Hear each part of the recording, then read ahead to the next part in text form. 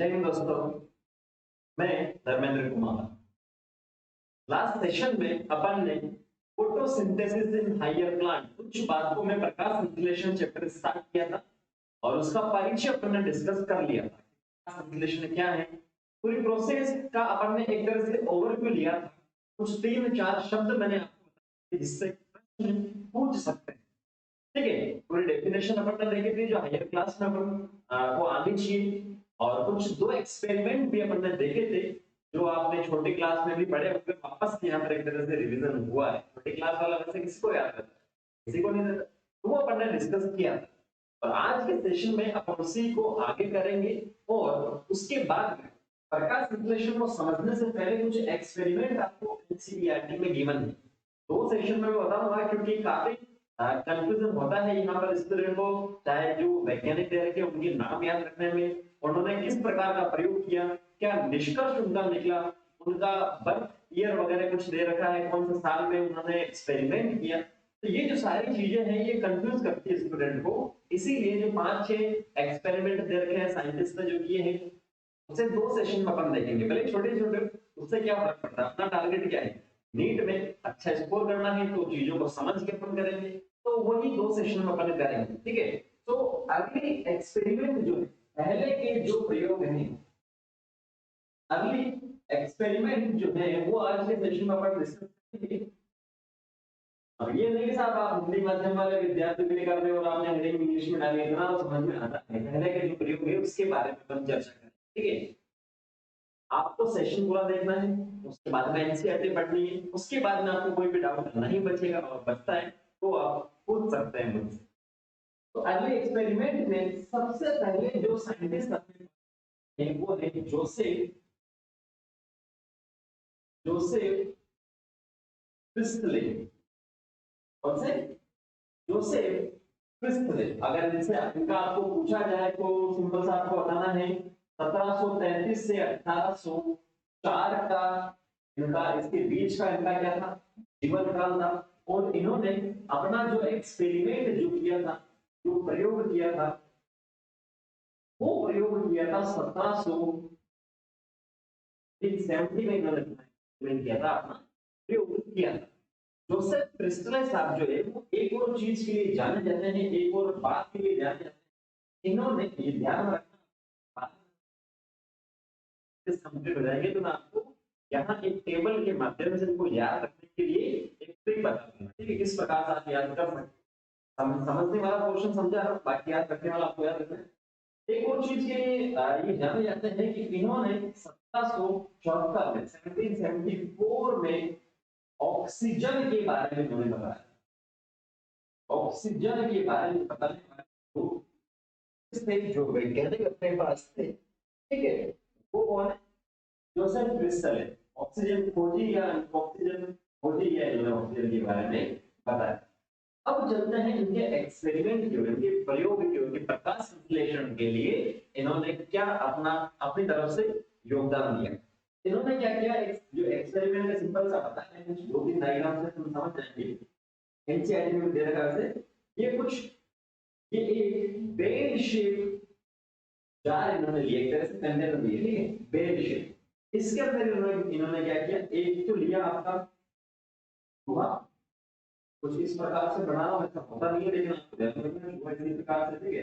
एक तो इन्होंने लिया इसके अंदर चूहा, दूसरा इन्होंने ली कैंडल, क्या, मोमबत्ती,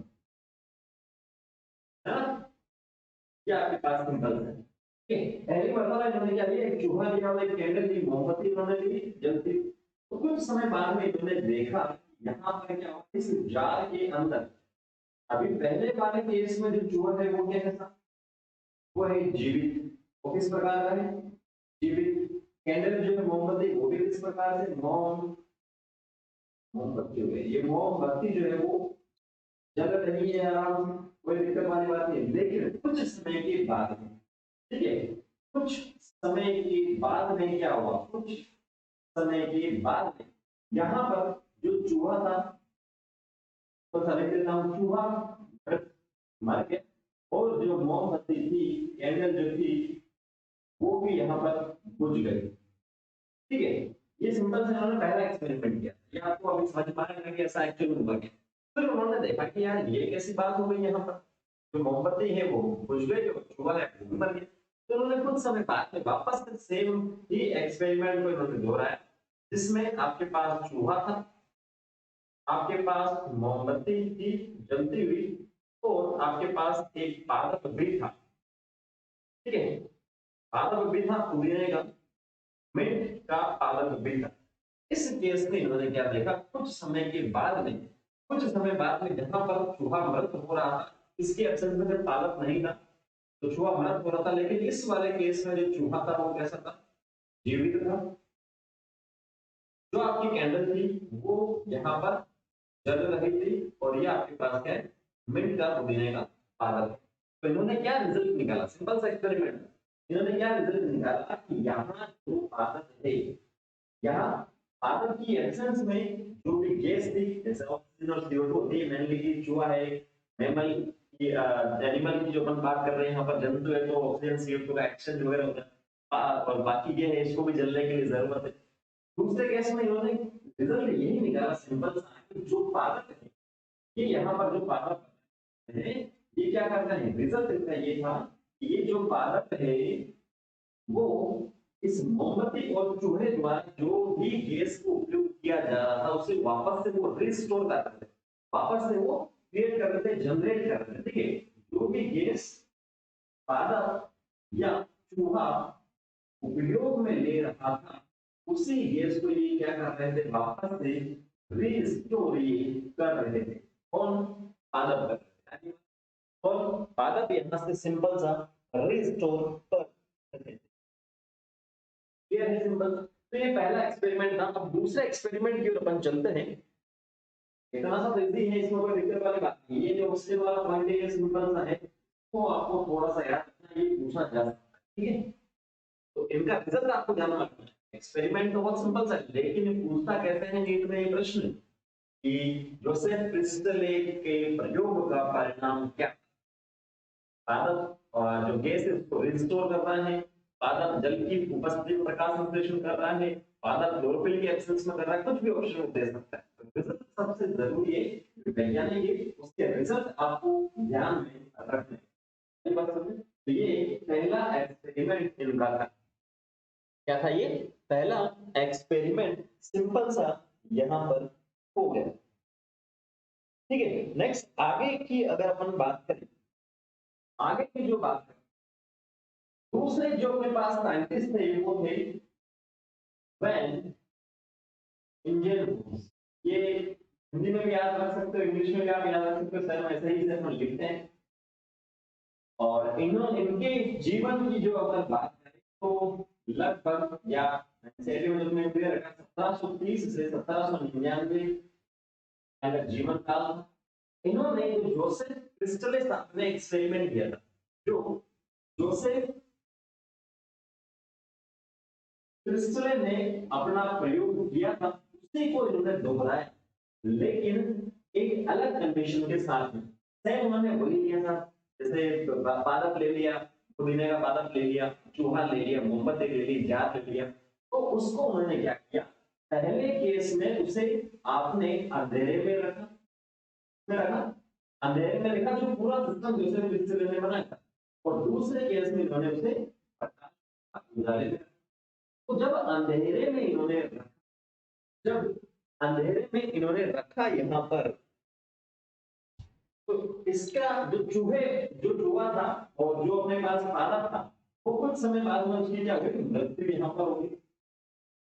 जो चूहा था जो कहते थे कुछ नहीं अंधेरे में, जब इन्होंने प्रकाश में रखा तो यहाँ पर सारा का सारा जो रिजल्ट था वो सेम था।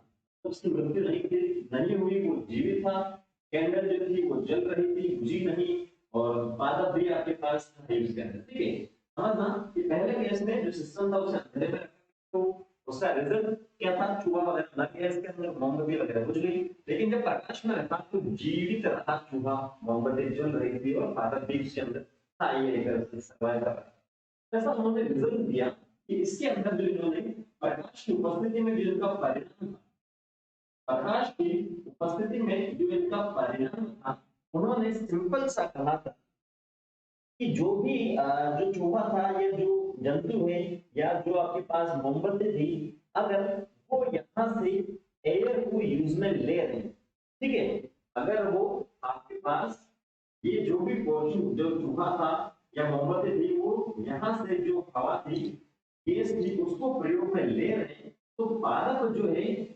पादप जो है वो उसे वापस से रिस्टोर कर रहे हैं इसकी उपस्थिति में, उपस्थिति में। अब जब इक्वेशन आप देखेंगे प्रकाश संश्लेषण की जो हो रही है, वहां पर लाइट की प्रेजेंस में, जो लाइट एनर्जी उसकी प्रेजेंस में गैस रिलीज भी होती है, और वही गैस जो चूहा है और जो मोमबत्ती वो काम में ले रही है। आगे बात समझ, तो इन्होंने सिंपल सा रिजल्ट निकाला था कि जो भी चूहा है या आपके पास मोमबत्ती है, वो जो गैस यहाँ पर हटा रहे थे, तो पादप जो है प्रकाश की उपस्थिति में क्या कर रहे हैं सर, कुछ ना कोई दूसरी गैस यहाँ से जो रिलीज करवा रहे हैं, जो इनको सर्वाइव करने में मदद कर रहे हैं। ठीक है, इन्होंने एक और दूसरा एक्सपेरिमेंट भी किया था कि ये आपके पास कोई इन्होंने सिस्टम बनाया जिसके अंदर कोई पादप है, जैसे एक तरह से मान लेते हैं कोई जलीय पादप है, ठीक है, ये जलीय पादप है। पहले केस में आपके पास क्या था, प्रकाश की उपस्थिति में इन्होंने देखा, दूसरे में प्रकाश की अनुपस्थिति में इन्होंने देखा था, प्रकाश नहीं है यहाँ पर प्रकाश है। तो जब प्रकाश था, जब प्रकाश था, तो इस पादप के चारों तरफ छोटे छोटे बुलबुले बन गए थे, बबल्स बन गए थे, जिसे बाद में कहा गया कि ये ऑक्सीजन की क्या है, बबल है।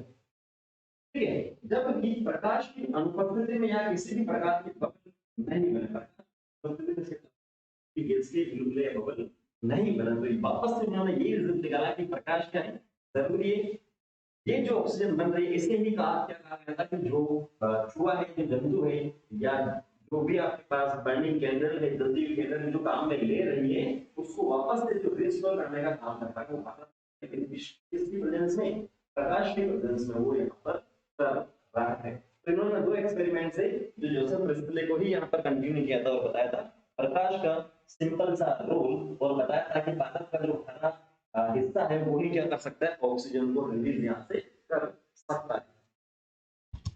ठीक है, इतना सा आपका क्लियर हो जाना चाहिए। उसके बाद आगे वाले साइंटिस्ट की अपन बात करते हैं, छोटे छोटे एक्सपेरिमेंट है जिनका आज जो बता रहा हूँ, साइंटिस्ट का जो सन है वो आपको ध्यान में रखना है, वो आपको बाद में एक सेशन लास्ट में मैं आपको पूरा बता दूंगा कि क्या एक्चुअल में सबका रिजल्ट रहा। ठीक है, उसके बाद में आगे अपन चलते हैं, नेक्स्ट आते हैं जूलियस, मैं लिख देता हूँ, जूलियस बॉन सेल के 1854 में, 1854 में इन्होंने क्या बताया था कि पादप में ग्लूकोज संश्लेषण की प्रोसेस भी होती है। ठीक है, इन्होंने क्या बताया, पादप में ग्लूकोज संश्लेषण की प्रक्रिया होती है, और वो किसकी सहायता से होती है, वो पादप के हरे पार्ट, हरे स्ट्रक्चर कह सकते हैं, संरचना की मदद से होती है, जिसे हम बोलते हैं क्लोरोफिल। उस टाइम बताया गया था कि हरा हिस्सा होता है जो क्या करता है, प्रकाश संश्लेषण करता है, और उसके बाद में ग्लूकोज का निर्माण होता है, और आज के समय में उसे हम बोलते हैं क्लोरोफिल। और जो क्लोरोफिल होते हैं वो छोटी छोटी संरचनाओं के अंदर होते हैं, जिसे हम बोलते हैं क्लोरोप्लास्ट। ये अपने को पता है, सिंपल सा। तो ये उन्होंने उस समय बताया था कि हरा हिस्सा होता है वो प्रकाश संश्लेषण करेगा, उसका रिजल्ट होगा ग्लूकोज। और ये जो ग्लूकोज यहाँ पर बन रहा है, ये जो ग्लूकोज बना है वो आगे के रूप में संग्रहित रहेगा, डिस्चार्ज के रूप में यहाँ पर एक प्रकार का क्या है, पॉलीसैकेराइड है। ठीक है, ये जो है ये यहाँ पर क्या कर रहा है, प्रकाश संश्लेषण यहाँ पर सिंपल सा कर रहा है। तीनों साइंटिस्ट जो आपको ध्यान रखना है, केवल मैं तीन ही बता रहा हूँ, नेक्स्ट सेशन में तीन आपको बताऊंगा, और इसका जो पूरा जो साइंटिस्ट का जो रिजल्ट है वो यहाँ पर हम डिस्कस कर लेंगे। जोसेफ प्रिस्टले, इंजन होल, और सबसे लास्ट में बात आता है जूलियस से। जोसेफ प्रिस्टले ने आपको क्या बताया था, बस ध्यान रखना है, पादप जो है सॉरी एनिमल है, और जो भी बर्निंग कैंडल की जो गैस को यूज करते हैं उसे रिस्टोर करते हैं पादप। एंजल उसने क्या बताया था कि सेम वही सिस्टम उन्होंने लिया था, उसमें उन्होंने बताया था प्रकाश जो है वो जरूरी है इस प्रोसेस के लिए, जो प्रिस्टले साहब ने बताया था।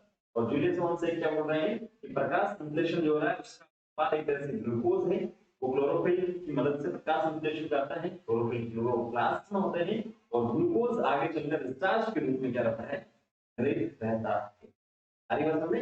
अगर मैं इसे बता सकता हूँ, इसमें कोई दिक्कत वाली बात नहीं है, लेकिन कंफ्यूज नहीं होना है। एक साथ पढ़ेंगे तो कंफ्यूजन होगा। इन तीनों को आपको क्या करना है, इन तीनों का सबसे पहले आप लोग नाम लिखेंगे, वैज्ञानिक का नाम आप लोग लिखेंगे, ठीक है।